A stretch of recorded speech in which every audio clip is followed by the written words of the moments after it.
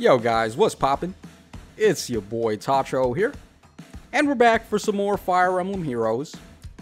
Okay, we're gonna go ahead and summon on the Reginn and More banner, aka the Book 5 banner.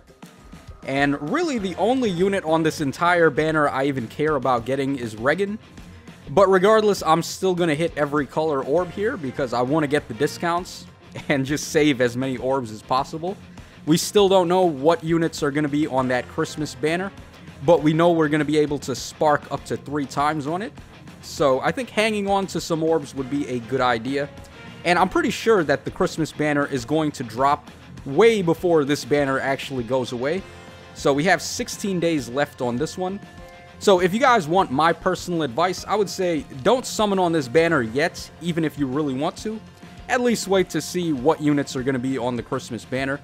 Typically, it's the Christmas banner out of all the seasonal banners where they really introduce the craziest power creep in the game. So you want to at least take a look at what's going to be on there. Alright, but without further ado, let's just go ahead and hop right in. Oh, also, it looks like the brand new focus rate thing is going to be applied to these summons. So we have my pity rate right there, and if for some reason I pull an off-focus unit, any pity rate that I've accumulated will not fully reset. Of course, assuming that I am over 4.25% rates. Alright, so we start the day off with a Resplendent Erica. I guess that's fitting because it is a Sacred Stones banner. Let me know in the comments section, as always, what your free summon was on this banner. Alright, but like I said at the start, the only thing I'm trying to get here is Reginn. I wouldn't mind getting a copy of Dusil or Selena, but really, Natasha, I don't want her whatsoever. It's not like she's a bad unit or anything, but I was never really a fan of Natasha. My go-to cleric in Sacred Stones was always Larichel. I just love her personality so much. And I guess shoutouts to Glitter Valkyrie, of course. Okay, look at that. As soon as I'm talking trash about her, there she is. She just wants to come home and say, Tacho, don't be so hard on me. I'm a good girl. Okay, so we got plus defense, minus res. She has a super boon in HP, but I don't even know if you would really want to take that.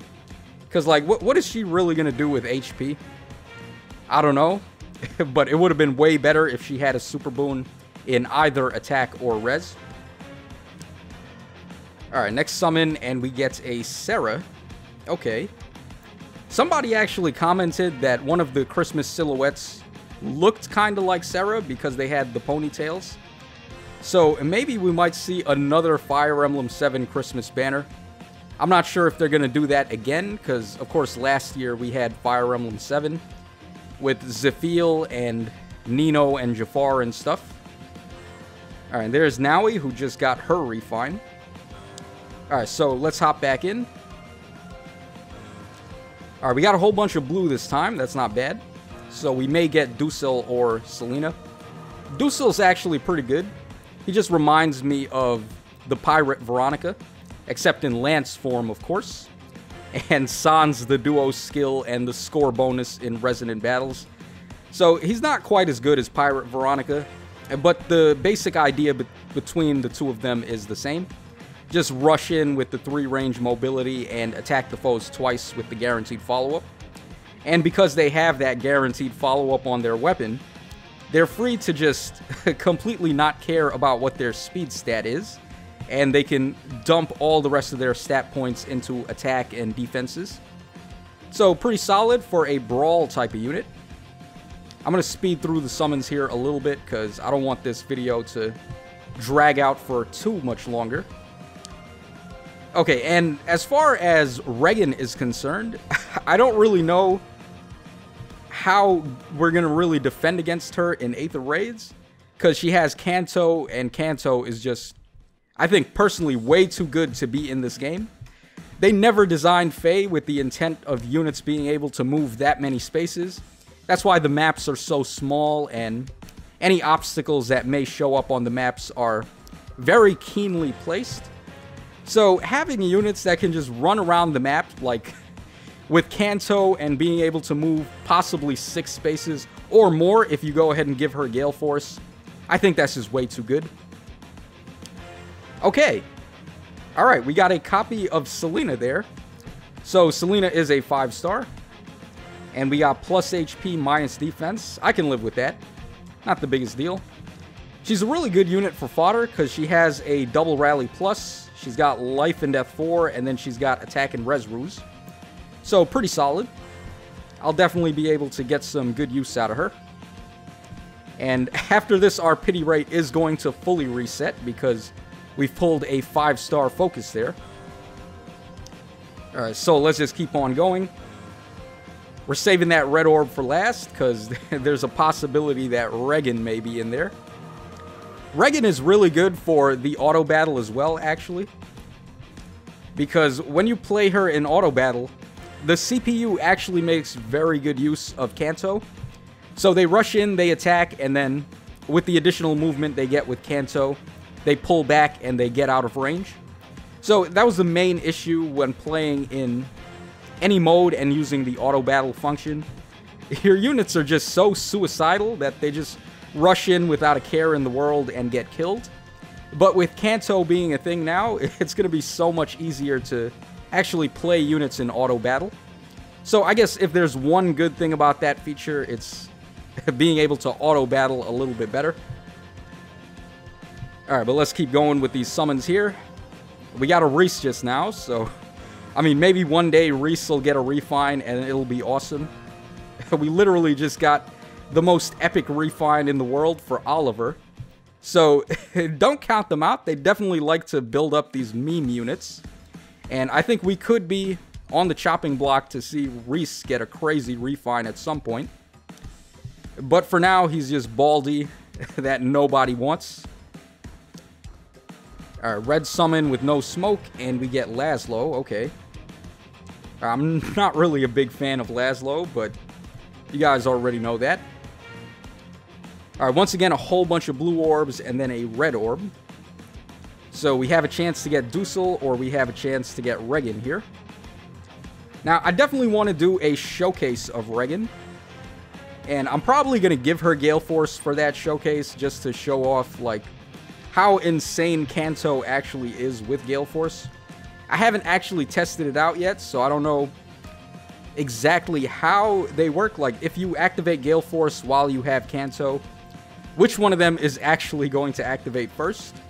But just based on the description of her weapon, it makes it sound like you get to use Kanto twice in that interaction.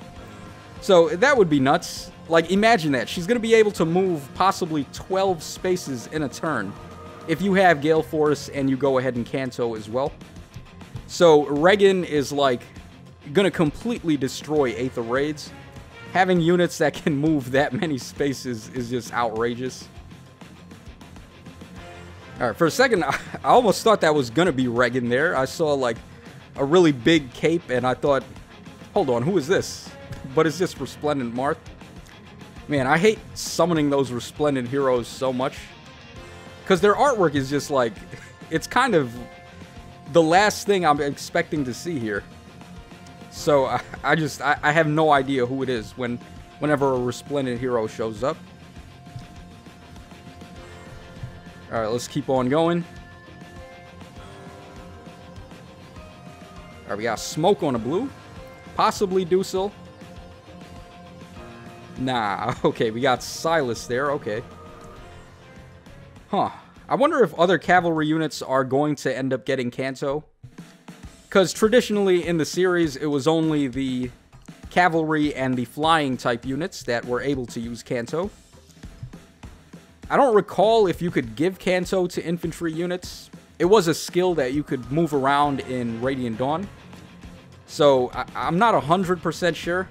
I've never really messed around with that, but I don't think infantry units can have Kanto. So if they're going to add more units that have Kanto in Fire Emblem Heroes, they're probably going to be flying and cavalry types. Alright, so let's hop back in. Alright, no reds, that's unfortunate. But we do have some blues here. Alright, the worst situation would be me getting a 5-star Natasha. Because I really just do not want Natasha at all.